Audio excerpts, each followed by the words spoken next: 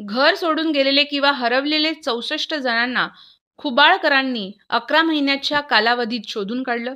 त्या खुबाळकरांची ही गोष्ट. माझ्या काकांना कधी कधी फीट येते. ते कुठेही चक्कर येऊन पडतात आणि त्यानंतर घर विसरतात.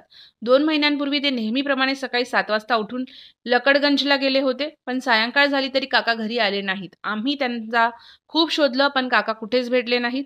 हे सांगताना लोकेश रंगारी यांचा कंठ दाटून आला होता.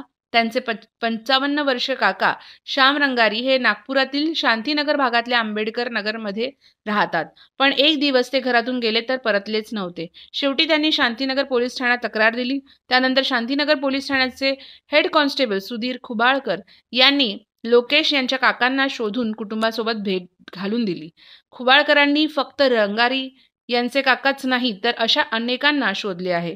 खुबाळकरांनी हरवलेल्या घरातून अचानक निघून गेलेल्या तब्बल 64 जणांना गेल्या 11 महिन्यात शोधून त्यांच्या कुटुंबियांच्या स्वाधीन केलं. यात जास्तीत जास्त मुली आणि महिलांचा समावेश आहे.